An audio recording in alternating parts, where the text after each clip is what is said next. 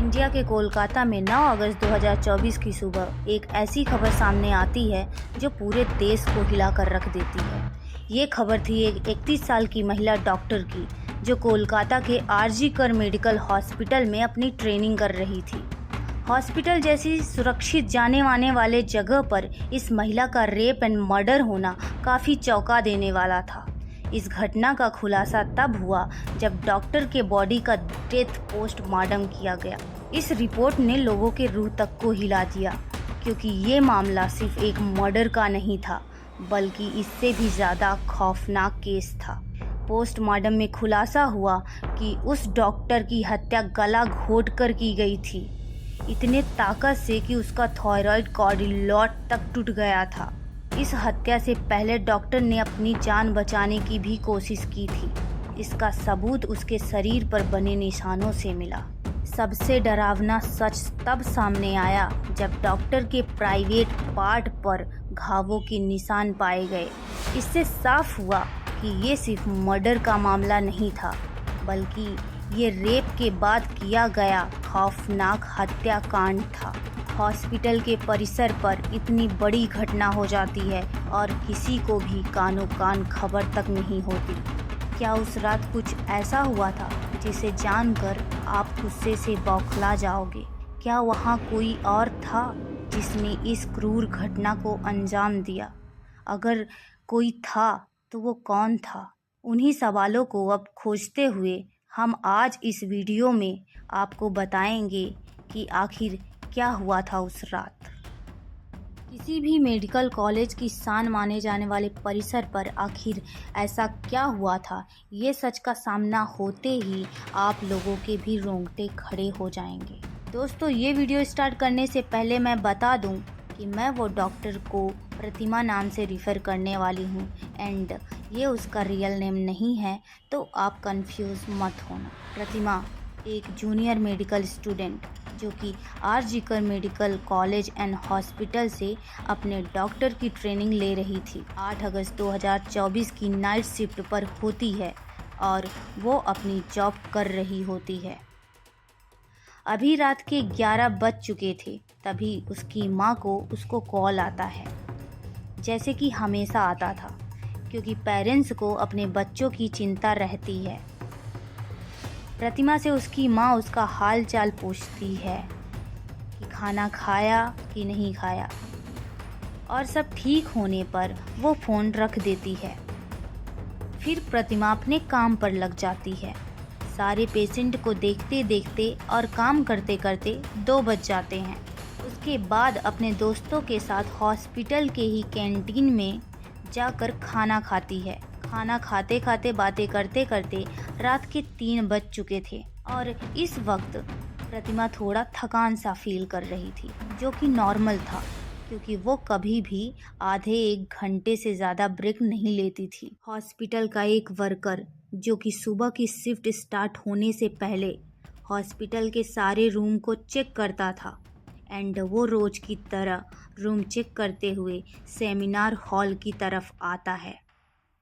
जैसे ही वो seminar hall के पास आकर सेमिनार हॉल का गेट खोलता है, तभी उसके आंखों के सामने होता है एक भयानक नज़ारा, जिसे देखकर उसकी चीख निकल जाती है। उस वर्कर की चीख सुनकर आसपास के लोग जमा हो जाते हैं और देखते हैं कि सेमिनार हॉल के अंदर प्रतिमा की बॉडी बिना कपड़ों के पड़ी है और उसके बॉडी पर कुछ ब्लड के निशान भी हैं।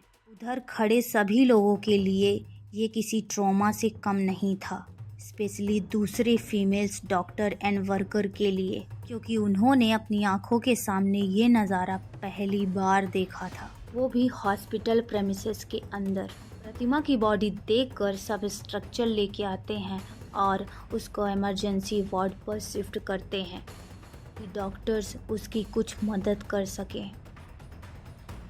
डॉक्टरों के लाख कोशिशों के बाद भी प्रतिमा कुछ टाइम बाद अपनी सांसें तोड़ देती है। हॉस्पिटल में कुछ लोग थे जो इस रेप एंड मर्डर केस को नॉर्मल सुसाइड केस बता रहे थे, ताकि उनकी हॉस्पिटल की इज्जत बनी रहे। लेकिन पोस्टमार्टम रिपोर्ट आते ही सब दूध का दूध और पानी का पानी हो जाता है, क्योंकि रिपोर्ट में सब पता चल जाता है कि प्रतिमा के साथ किसी ने ज़बरदस्ती और उसके साथ कुछ गलत करने की कोशिश की है। और प्रतिमा ने जब खुद को बचाने की कोशिश की तब उस इंसान ने उसे उसका गला घोट दिया, इवन उसको बहुत बुरी तरीके से मारा और उसका रेप भी किया। और ये सबूत मिलने के बाद ये केस को पुलिस के हवाले सौंप दिया गया। अब पुलिस ने अपना काम करना स्टार्ट कर दिया था। पहले पुलिस उस क्राइम सीन की जांच करती है जहां पर प्रतिमा की बॉडी मिली थी, और पुलिस को वहां पर प्रतिमा के कुछ नेल्स एंड ब्लड सैंपल मिलते हैं और साथ ही एक ब्लूटूथ हेडफोन भी मिलता है। ये केस और भी जल्दी सॉल्व हो जाता अगर उस फ्लोर पर सीसीटीवी कैमरा मिलता, बट दुर्भाग्य से सेमिनार हॉल के बाहर या उसके आसपास कोई भी सीसीटीवी कैमरा नहीं था। लेकिन जिस रास्ते से एंटर किया जाता था उस रास्ते पर एक सीसीटीवी कैमरा था। पुलिस वालों ने वहां के सीसीटीवी कैमरा से सुबह के 3 बजे से 8 बजे के बीच की रिकॉर्डिंग चेक किया। इस टाइम के बीच कितने लोग उस फ्लोर पर आए और गए। सीसीटीवी कैमरा चेक करने के बाद पता चलता है कि फ्लोर पर इस टाइम के बीच टोटल 6 जन आए और गए थे। ये पता लगने के बाद पुलिस वाले वो 6 जन को अलग अलग टाइम पर पूछताछ के लिए बुलाते हैं। पूछते हैं कि वो किस रीज़न से उस फ्लोर पर गए थे। इस पूछताछ के दौरान पुलिस वाले सबके फ़ोन से वो हेडफोन कनेक्ट करते हैं। ये तो आप लोगों को भी पता होगा कि अगर कोई भी हेडफोन ब्लूटूथ अगर एक बार एक फ़ोन से कनेक्ट हो जाता है तो दोबारा वो बहुत इजीली उस फ़ोन से कनेक्ट हो जाता है। एंड फाइनली पुलिस वालों की ये ट्रिक काम आ जाती है। ये ब्लूटूथ हेडफोन उन 6 आदमियों में से एक के फ़ोन से कनेक्ट हो जाता है। इसका नाम था संजय रॉय।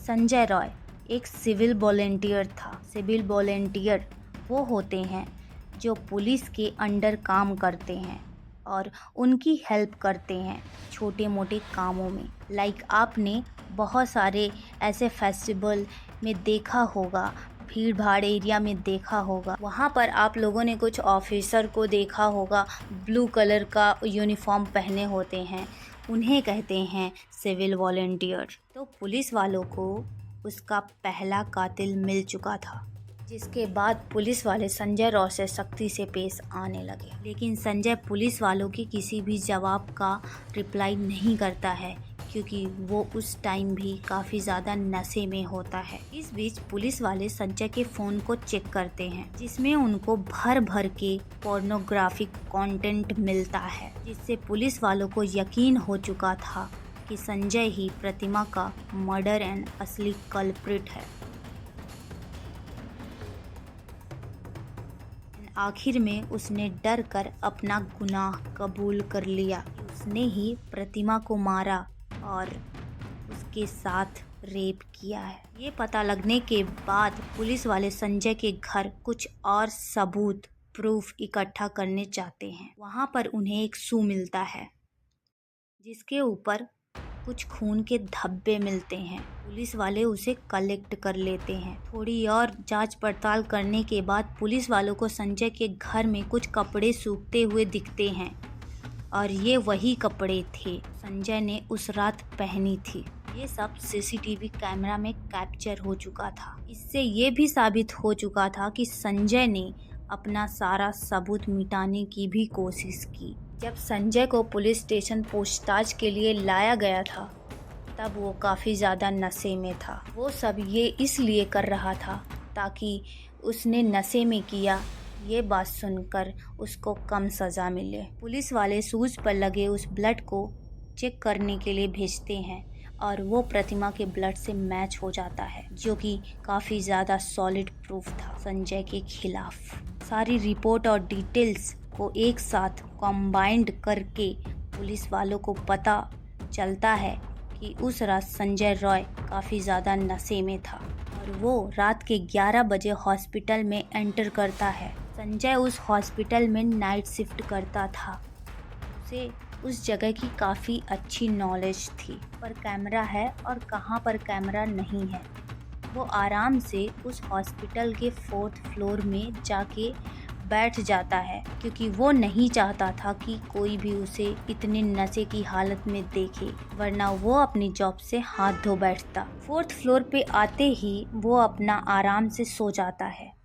जब उसकी आंख खुलती है तब तक सुबह के 3 बज चुके थे। तभी संजय की नज़र प्रतिमा पर पड़ती है, जो कि रेस्ट करने सेमिनार हॉल में जा रही थी। प्रतिमा को अकेला देखकर संजय के इरादे बिगड़ने लगते हैं। वो पहले काफी देर तक उस हॉल के चक्कर लगाने लगता है, ये कंफर्म करने के लिए कि कोई यहाँ ज़्यादा आ जा तो नहीं रहा। जब उसको लगता है कि हाँ उसका रास्ता साफ है, तो वो 4 बजे सेमिनार हॉल के अंदर एंटर करता है और फिर वो वहाँ से 4:45 पर बाहर आता है। इन 45 मिनट तक प्रतिमा के साथ इस आदमी ने क्या क्या किया होगा और वो कितने पेन में रही होगी, ये सोचकर भी किसी का भी दिल सहम जाएगा, खासकर उसके माता पिता, जिन्होंने इतनी उम्मीद से और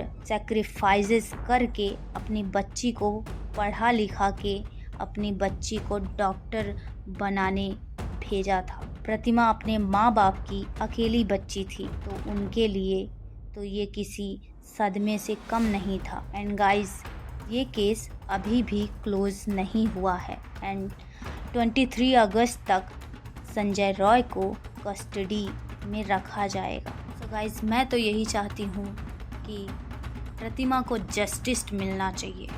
दैट्स ऑल।